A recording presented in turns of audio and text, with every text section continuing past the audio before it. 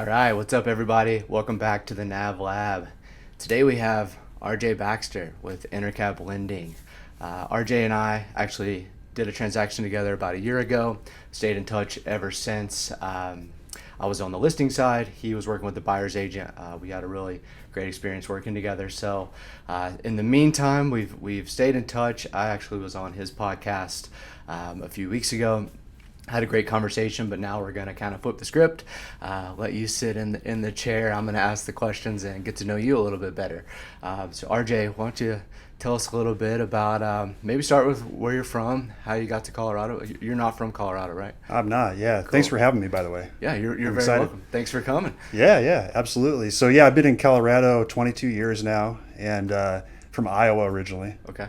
And I got out here because I just wanted to be around the mountains. I wasn't doing anything back then, really. I used to be a teacher before this. Okay. So I was just substitute teaching and came out here and substitute taught for a few months and found the mortgage business shortly after that. So Cool. pretty much my entire experience in Colorado has been in the mortgage business. Yeah, very cool. So Iowa, where are you from in Iowa? Cedar Rapids, Iowa City area. Okay. Went to Iowa. I'm a Iowa Hawkeye. Okay, very So cool. yeah, I have some friends who went to Iowa, some friends who went to Iowa State, and they're friends with each other, but when it comes to like sports stuff, it's it gets a little one side or the tenuous other. there. Yeah. Yeah, Yeah. that's funny. It's interesting how many people from Iowa are in Colorado. I think it's a popular destination. I mean, Yeah. Matt, the employment broker here, his wife's from Iowa, and Okay. I guess through her, I've met a lot of people from Iowa. Cool.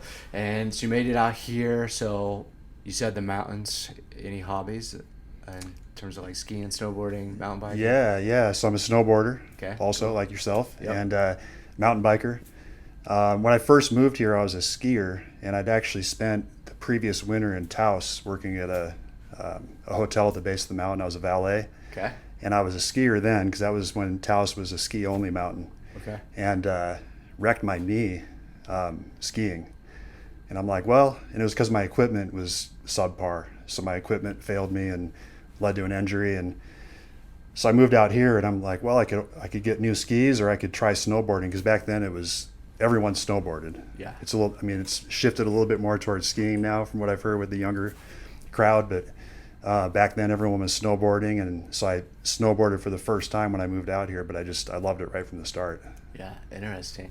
That's kind of funny. When I first moved to Colorado, I lived in Keystone and snowboarded every day for a season. I think I got over 100 days in. Yeah. Went to Mount Hood at the end of the season, and then realized, okay, that was fun. Now let's go get a real job and do the thing. Right. So how'd you get into lending from skiing?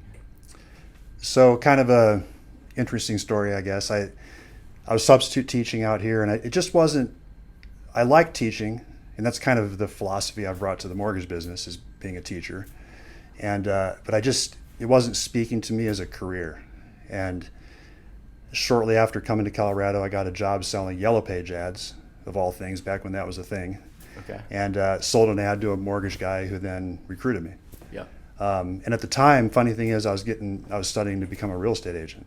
Okay. So I was kind of already high in that field, and just fortunate enough to find the mortgage business because I've really liked this side of the business. I think I would have enjoyed real estate as well, Yeah. but this side really has been good for me.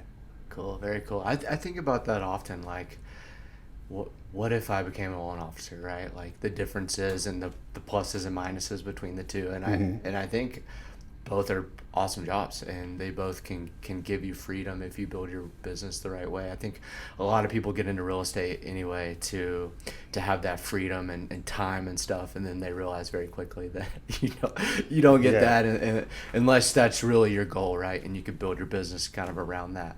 I think the difference is you're not punching a clock. Yeah. So you're still, you're doing a lot and you're busy and you're working hard, but you're not, reporting to someone and actually having to clock in and you can do what you want to do with it. Right. And I think on the loan officer side too, there's kind of two roads you can take as well, where you can work at you could work at Chase and you could go punch a clock every day and you're off at 5 o'clock and that's it, you're done for the day. Or you can go, I mean, correct me if I'm wrong, right? If someone calls you on Saturday and they need a pre-approval letter or something like that, you're going to help them, right?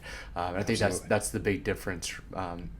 And if you want, you can go skiing until 1 o'clock or something, enter your calls or whatever, and no one's going to know the difference, whereas you're not punching the clock to sit out at your desk all day. I think we've talked about, I like to work from the chairlift because every 20 minutes you've got a 10-minute chairlift, right, to do some work, so you can actually be pretty productive on the ski mountain. Cool. So you got recruited, and what was that like? How was it different than it is now in terms of writing loans? Like the business? Yeah. Well, at a base level, it's still the same thing. People buying houses, helping them finance it, giving them the right advice. But back then it was much more manual. So everything was, like, for example, platforms we were on the computers and doing that kind of stuff, but things weren't synced. Like different platforms didn't talk to each other. It wasn't nearly as, the tech wasn't nearly as developed. For example, we had to FedEx the loan package to people to sign, and we'd go through and highlight where they would sign, and then we'd have a return FedEx in there. They'd FedEx it back along with all their pay stubs and all that, and that's how we did it. Yep. And the only other way to get it to us was to scan it in email. There wasn't uploading going on or anything like that. Yeah. And DocuSign, I don't even know if that was around back then. This is like 2001 when you first started, I guess. Okay. Or 02. 02. Okay. But still, yeah. Yeah. And like when you say 2002, it like doesn't seem like that long ago, right? But it's old. I mean, I guess really, like, especially the digital age, like, really hadn't started. Windows 95, Windows 2000, but you didn't have laptops probably as much. I mean. Well, I remember like 08, my friend had a BlackBerry. Yeah. And I'm like, what is that? That's cool. You got a keyboard right on there? Yeah. That's 6 years after I started the business. Yeah. That's when I graduated high school. Okay. I think I had a BlackBerry. That's crazy. Yeah. And I'm like, why would I need that? Their texting was kind of just starting, and yeah. But then I got one and it was just off to the races. iPhone a couple of years later. But if you look back at, like, just even looking at what we're doing with the podcast here and the quality of the audio and video, and if you look back at, like, for example, 9/11 videos, I saw one of those recently, and that's that happened right after I moved to Colorado.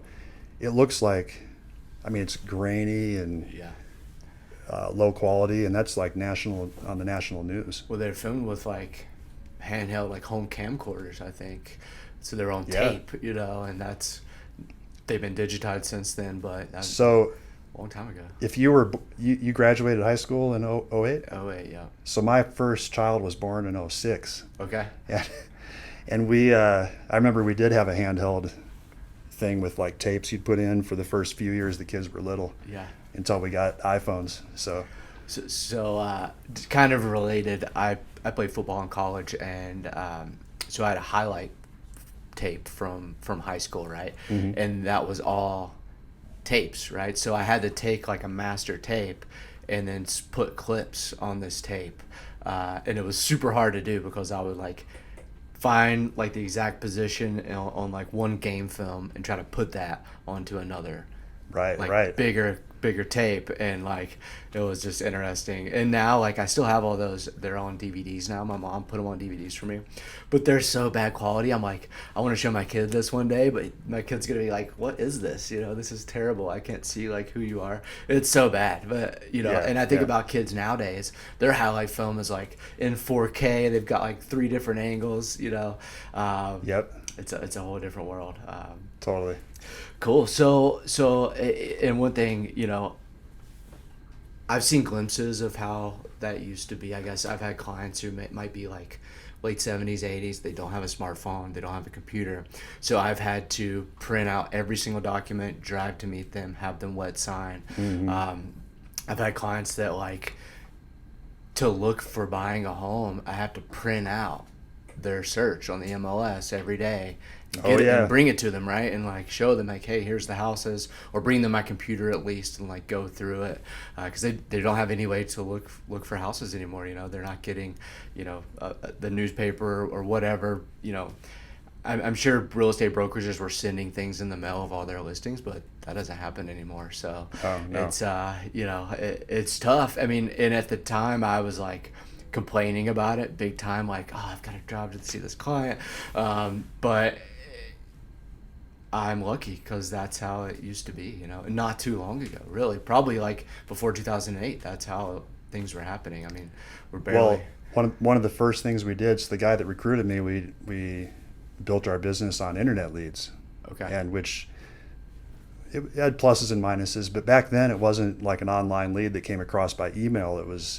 We'd get the lead by fax. It would come across, and then we'd see the fax, and then I used Act back then for my database. It wasn't even web based.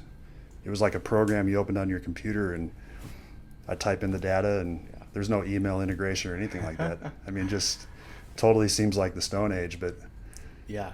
So following up now is like so easy that you can automate of it compared to that.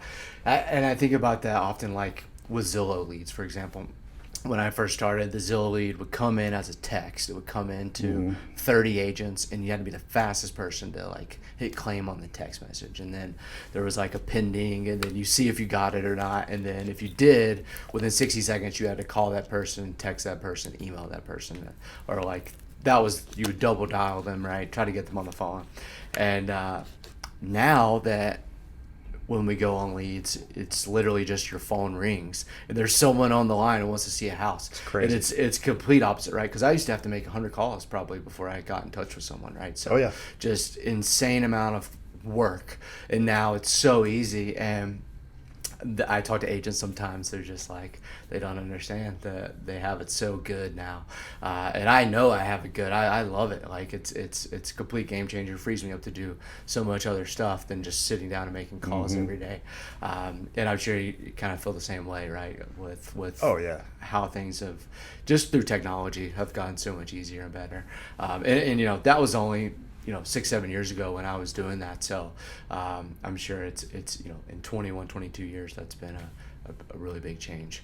Well, it makes me think about what's it going to be like 20 years from now. I know. And like ChatGPT and all this crazy stuff that's going on. I mean, and I think it's just a matter of continuing to embrace the technology, because I don't think anyone's going to replace the human aspect of it for most people. They want that empathy and that to listen to their questions and to get to know them and know their story. And I don't think AI or computers can replace that. Yeah, for sure. And I do want to talk about that with you. But speaking of ChatGPT, I've been using it to write some listing descriptions, write my bio, things like that. And it's interesting how like dialed in you can get it. Like I'll like explain who I am, and then I'll say, hey, write my bio. And then it's this big long thing and say, hey, make this one paragraph, right? And then, or make this like easier to read, and it'll do it for you. And it's like, wow, this is pretty amazing pretty stuff. Really any copy that you need to write, you can have it do for you, and it's going to be perfect, right? There's not going to be typos. There's not going to be, language errors for the most part, or grammatical errors, and it's so cool. So I know you just taught a class last week, right? On ChatGPT. Any highlights from the class, like how agents are using it, how you're using it maybe? Well, I mean, what you just talked about, listing descriptions. I mean, there's so many applications, it kind of blows the mind. Like, for example, rewriting an email to be, let's say, you could describe how you want to rewrite the email and from what the perspective of like what it is. So rewrite this email to be more understandable for a first-time home buyer. Yeah. Expand, make this email 200 words instead of 100 words, like what you talked about. Write this email in Spanish. Okay. I never thought about that. There's so many things. Yeah. And listing descriptions, I'm trying to think, like social media, you could have it even map out a social media plan for weeks or months. You can have it write video scripts, SEO and keyword ideas. Okay. So what you could say, like one thing is to let them know who you are. So I'm a mortgage lender in Denver, Colorado. Give me the top 10 keywords that I could use for video content that would optimize my SEO, and it'll give it to you. And there's pretty darn good ideas on there. Yeah. And like, wow, that's okay. So 8 out of those 10, I could see doing a video on those. Let's do some videos. Cool. And then you could say, well, there's this one keyword of maybe the keywords top 3 down payment assistance programs. And then you could say, write me a script for the keyword for a video for the keyword top 10 or top 3 down payment assistance programs. So it's just endless what you can do with it. Yeah, that's crazy. A couple things you just mentioned, I hadn't thought about it all, so we're going to hope you guys are taking notes. Well, there's a couple other things on that with the class that I just thought I'd mention because they're really good. There's a image generator. It's called DALL-E, DALL-E, DALL-E. Yep. And you have to pay for it, but it's the same thing. You put in a prompt and it spits out custom images that are not copyrighted or anything, computer generated. And it'll give you 4 image possibilities for each prompt. Okay. So if you need original images that won't be deemed as pirated for your website or your blog or whatever it is, or your emails, it's a great resource. Like I put in luxury mountain property, something like that, and they're computer generated pictures of houses, but they look almost real. Yeah. It's pretty cool. That's crazy. So that's one. The other one is called AI PRM. Okay. And what it is, it's a database of pre-made prompts. So I think last time I checked, there's like 3,800 prompts in there. So it just makes your life easier. So like the video example, let's say you want a video script. So you type video in the search and there's 15 different prompt ideas. And you just literally select the prompt and then put in your topic and it spits it out for you. So you don't have to go to the trouble of trying to figure out what the best prompt is and all that kind of stuff. So yeah, where does this go? I know it's just the tip of the iceberg. like these AIs aren't even really super intuitive. Like going back to how I was saying about the empathy and that kind of stuff. Like that's surely someday that'll come. Yeah. 100 years, 50 years. Who knows how long it'll be, but there'll be a time when AI somehow they can figure out that emotional side. Yeah. And then that's when our jobs are probably a little more at risk. So make hay now. Yeah, seriously. I just saw this report on the jobs that are most at risk for AI to take from the people in the next 10 years or whatever. Real estate agents weren't on there, loan officers weren't on there. And it was funny, like right after I saw the list, I was like helping someone on the team negotiate something, and Matt, my employment broker, was involved, and we were just like kind of all figuring it out. And then we got off the phone with the agent, and we were sitting there, and I was like, "Yep, this is why our jobs are safe." Because there's no way that, in my opinion, that unless you take all negotiations out of the transaction or the deal, that our jobs are going to be taken. I don't think.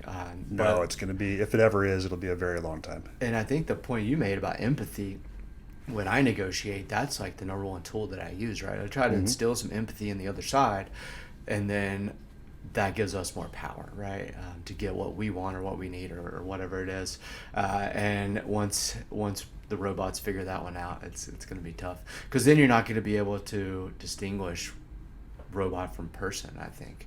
And they might even be better at it than some people, Totally. But like taking a loan officer example, like looking at options for a home buyer that really makes sense with their financial situation. Yeah. Like, can an AI really do that? Or are they just spitting out an answer? Like spitting out an interest rate in a loan program. Or are they really looking at what's best for the home buyer? Yeah. And I think there are going to be buyers that that's okay. Totally. And there are, online cloud-based mortgage companies that are doing that already, I'm sure, right? They just fill out their form, whatever. Here's your options. There's no conversation. There's no hey, we actually want our mortgage payment to be this. What can we do? And some people, they're okay with that. But I think a lot of people, they're just they don't know what they don't know. They don't know that if they would have just called you and had a conversation, they'd probably have less closing costs or lower Totally. rate or whatever it is. Being creative in how to structure it so that then, in fact, the interest rate is lower than what you can get getting an answer spit out on Zillow or something. Yep. And then that creative side, in my opinion, is the most important aspect I look for in a loan officer that I'm working with.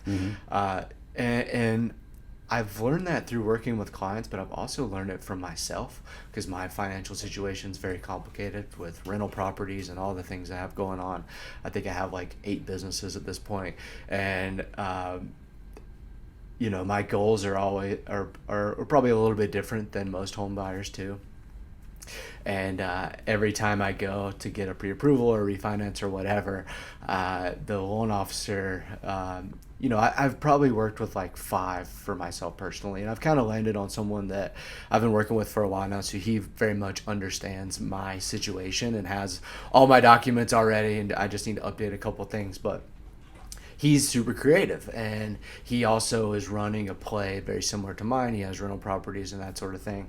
But that creativeness in my situation has earned him a ton of my business when I talk to a buyer and I'm like, okay, we need someone creative that's going to figure this out because you're very complicated. And he does for the most part, right? But I know you do the same thing. Our lending partner here at NAV, he's very creative as well. And I think that's an attribute on the loan side of things that's worth its weight in gold, right? I think being analytical and that sort of thing is important, but being able to think outside of the box is huge. Totally. Well, like another example is how 8-10 years ago Zillow was going to take over the market, supposedly, and like real estate agents would be phased out, lenders wouldn't be needed, it would all be Zillow or a similar company and all online. Well, that didn't play out.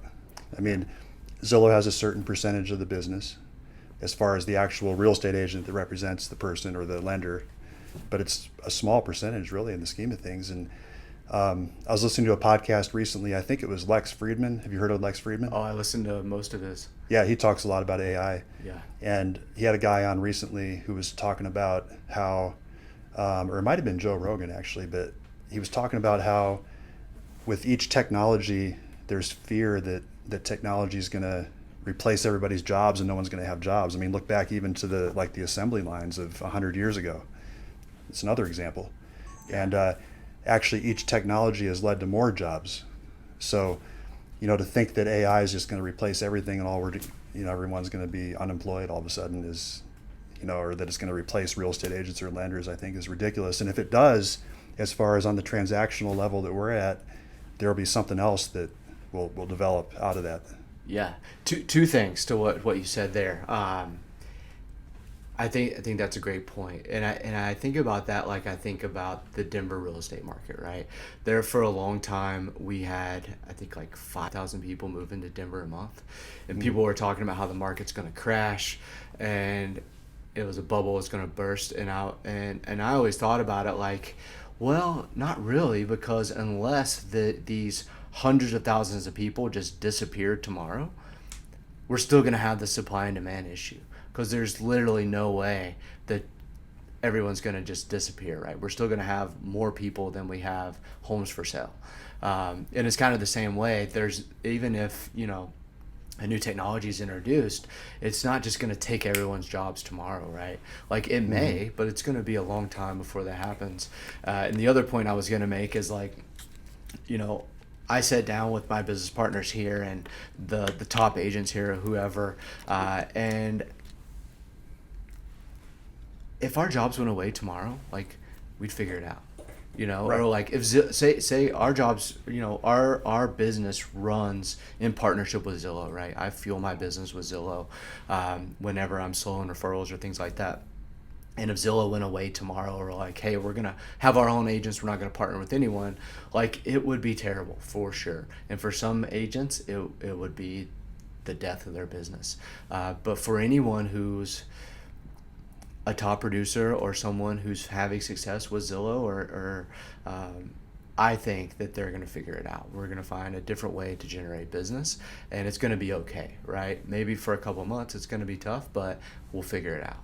And I think that's the whole like entrepreneurial spirit, and the people who find success in business like ours.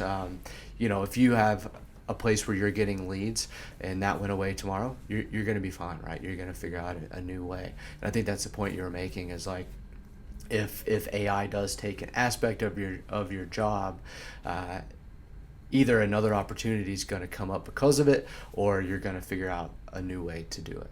I think about that a lot, really, and because everyone's always talking about Zillow taking our jobs, or no need for agents. It's a scarcity mindset. Yeah. I think. I mean, there's plenty of business out there, and there's a lot of ways to do it, like you said. I think that the best real estate agents and lenders right now, they're adapting to the market. I mean, the good ones are still staying busy, or busy enough, to keep alive right now, because it's a tough market. Yeah. But I think that, in my humble opinion, it goes back to that relational aspect, where, building those relationships, staying in touch with your past clients, cultivating that database and that sphere, which I kind of did the same thing as what you're doing with Zillow. Those folks, you get to know them and they become your clients, even though they came from Zillow originally. Yep. Like, there's people still from way back when I was doing internet leads, when I started in the business, that I still am in touch with. Oh yeah. 20 years ago, and I'm doing their kids' loans, and their cousins and their brothers and sisters, and all that kind of stuff. So it's cultivating that relationship beyond just the quote unquote lead. Yep. And that is the way that we tell everyone to do it, and the way that I try to do it. And everyone who's having success with Zillow, this is not just a lead, this is a client, and this is your referral business for the rest of your career, right? Because no one wants to claim leads, right? No one wants to have to pay a referral fee or pay for the lead up front, wherever you're getting leads from. At the end of the day, right? If your phone can just ring and you've got tons of business, and I think the fastest track to have that referral business is to close a bunch of leads, right? Because that's now your referral business forever, if you do the right work. And a couple of points you made there. You said adaptability. I've been kind of managing our recruiting and bringing people on the team and interviews and that sort of thing. So I kind of outlined what I'm looking for, and like an agent or a person that's strong, capable, and adaptable. You said being adaptable. I think adaptability is the biggest part of what I'm looking for at the end of the day, because things change, and things will change 100%. And are you going to adapt, or are you going to melt down and go find something else to do? And if you can adapt and succeed, that's really what we're looking for when it comes to an agent. And I think that's the person who's going to be the most successful in our world, where technology changes literally every day.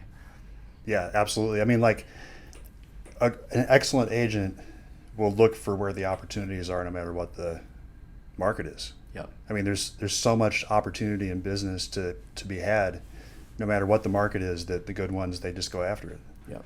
And the other point you made was that relationship. So Zillow has a mortgage company now, and they're trying to capture a portion of our leads, right? So we get a ton of leads. When the lead comes in, they can actually check a box that says they're interested in Zillow Home Loans, ZHL. And when that person is interested, we're expected to transfer a certain percentage over to a loan officer, right? And the one thing that we've kind of found is it's really tough to get people to buy. Like, I think the way people see Zillow or Realtor.com, they're just home search websites. They're not looking for a relationship, right? Whereas if I have a friend who's going to start their home search, they know that I sell real estate, the connection we have is much, much stronger than if I meet them through a Zillow call. And then I think the like third level to that is now the stranger they met through a call is going to refer them a lender. And it's just tough, because you're trying to build a relationship with yourself, then you're trying to refer them a lender. And a lot of people nowadays, they're actually starting on the financing side first before they speak to an agent. They're figuring out that, like, I mean, and most agents will tell them, hey, you need to figure out your financing first anyway. But they're figuring out that, like, I need to know how much I can afford, what's my payment going to be before they want to go start seeing homes. And I don't think it used to always be like that. I think people would see some houses and then try to figure it out. But they'll already have a relationship with someone, right? And if they've already spoken with you or met you in person, and then I'm trying to get them connected with a loan officer with Zillow, it's tough. It really is. And I think it's that relationship piece of just like, it's someone who lives online. You don't know them from the next Uber driver, right? It's like, it's that kind of Uber mentality of, this person's just here to take me from point A to point B. I don't need to talk to them. I don't need to know them any more than that. Whereas I know, like, when you have someone that you help, you keep in touch with them forever, right? You check in on them. Mm-hmm. You build that long lasting relationship.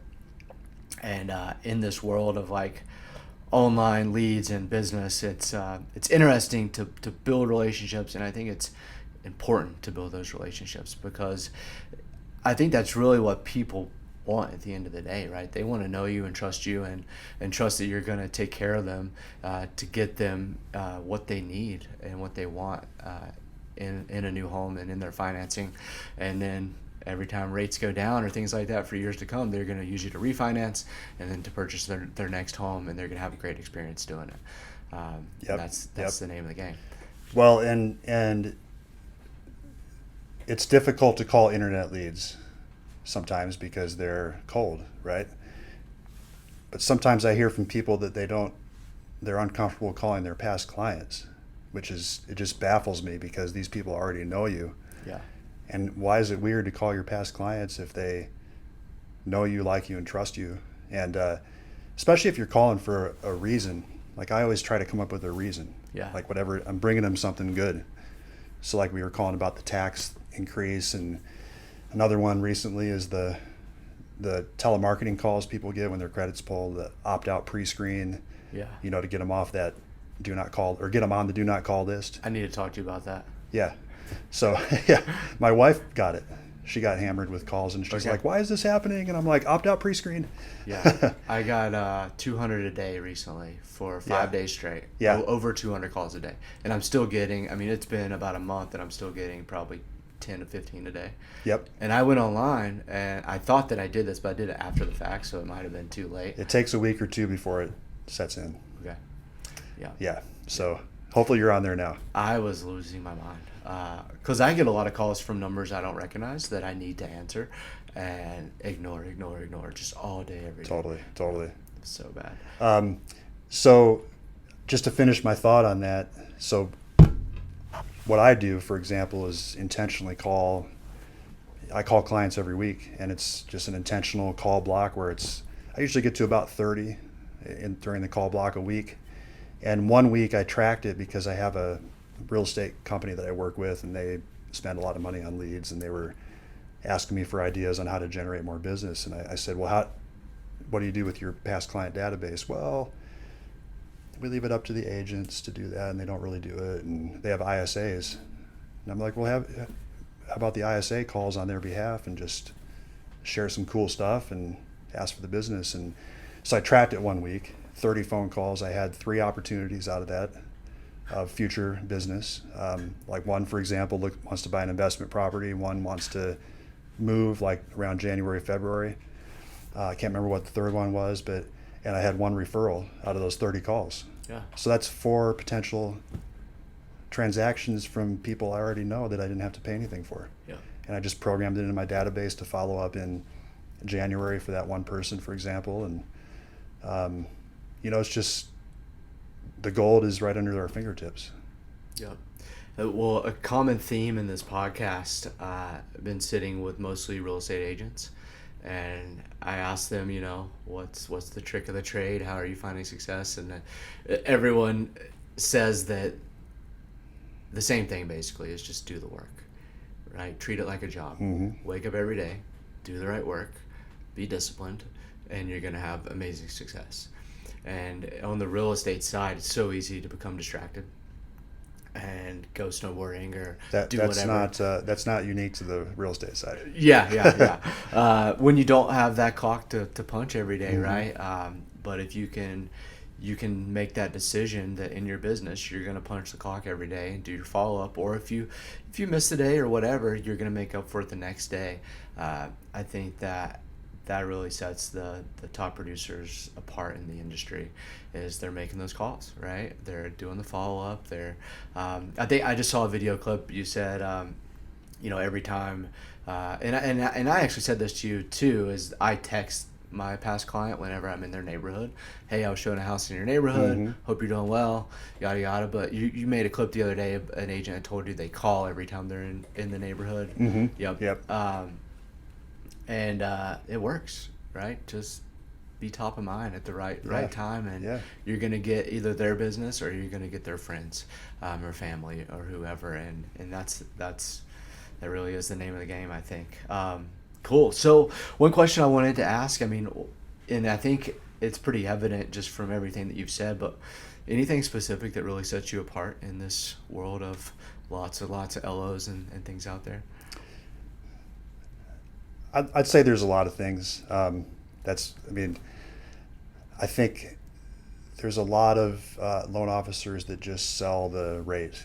And the thing that separates me is my teaching background, really, is approaching it from that perspective, talking to people in terms that they understand so that they're not overwhelmed with information and acronyms that they don't know what it is, and just advising people in a way that makes financial sense for them instead of just being an order taker.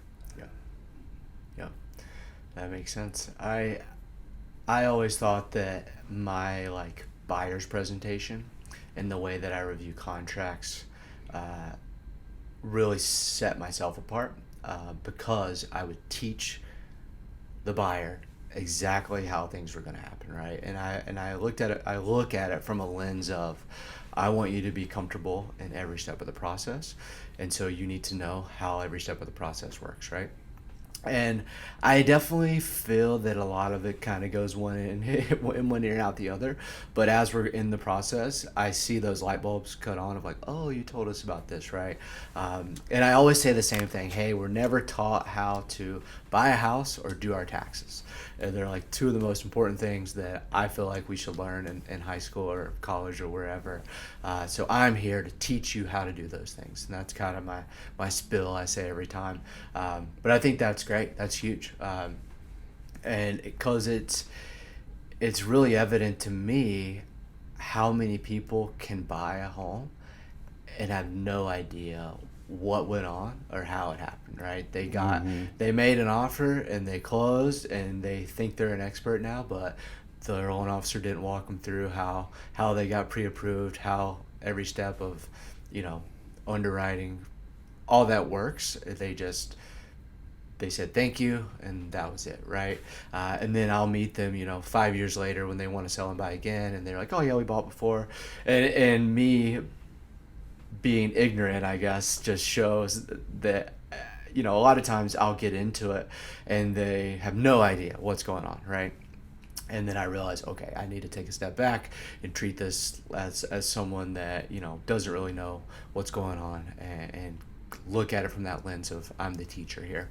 And it's honestly pretty much everyone. I mean, I can have someone who's bought 5 or 6 properties, and at the end of the day, it's you bought them, but they were 5 years apart, right? And I did something 5 years ago. I'm not going to tell you in detail how it works or the important parts, right? And this is something that we do every day, so it's very easy for us to coach and walk people through that stuff. And I think that that's huge, and that's always something that I thought in my own personal business set myself apart, and I'm glad to hear that you feel the same way.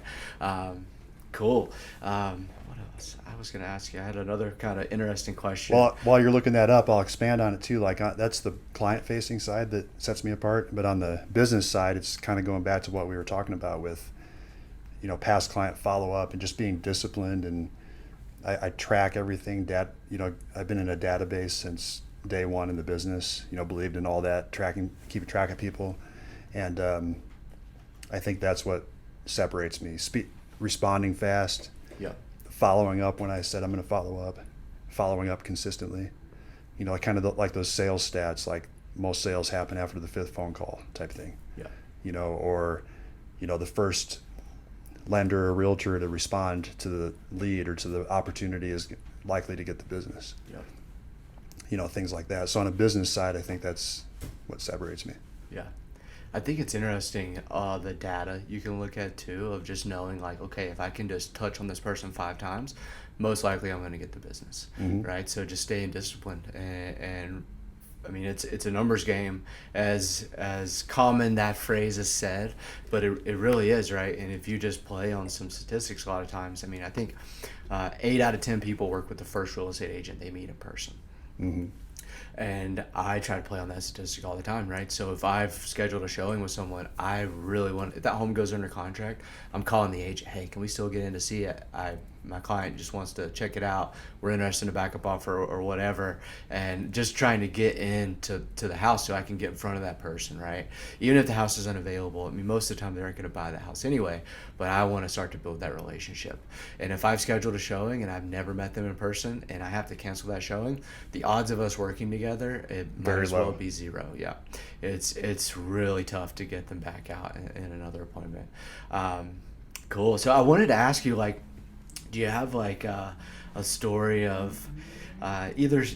My thought was, have you got someone like an insane rate before, or like been really creative to get someone some sort of crazy program? I don't know.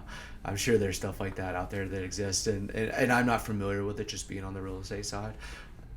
I don't know. Yeah, I mean, as far as rates go, it's hard to remember if I managed to get anyone with a 1 on the front of the rate, but definitely maybe 2%. Okay. Back when it was really low there on probably like a 15-year. Okay. Those were some very good deals back then. Yeah. And as far as creative, I mean, it's hard to think of an exact scenario, but there's been quite a few times when we've had to look at things pretty deep in order to get people financed. Yeah. And to help them out.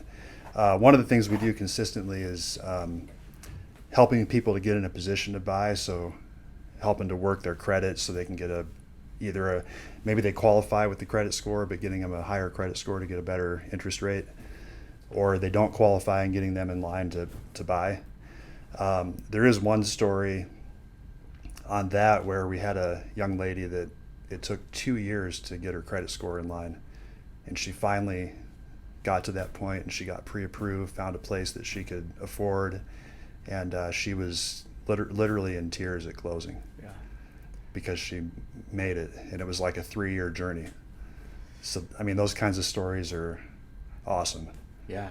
I just saw a video that was kind of talking about a similar situation, and they were talking about how it's easy to kind of get cold or just think about the numbers in our business, but really the important part is like those stories, right? You're literally changing someone's life for the better, right? And at the end of the day, that's like, I think, a big reason why a lot of us do what we do, because that feeling, like, it feels good to have a bunch of closings and, make money and do the thing and have free time, but it feels even better when someone's in tears at closing and they give you a big hug and they get you a gift, right? That's always cool. Yeah. I'm always surprised when that happens. But I know. I just got a gift over the weekend and I was like, oh, thank you. 1 out of 10 probably gets you a gift, but that's... We had another one close this month. It was like a 1.5 or 2 year journey, and she got us a gift. Yeah. Kind of cool. Yeah. Cool. Well, thank you so much for being on the podcast. Thank you. Just to wrap it up here, if an agent wants to reach out to you to learn more about how you do things, or get their client pre-approved, or someone watching the podcast who's getting a home loan, how can they get in touch with you? So you can check me out on the social media platforms, Instagram, Facebook, but my number is 303-670-0137, so they can give me a ring or text me there, or email me. Yeah. Awesome. Well, thank you guys so much for watching. We'll see you in the next video soon. Peace.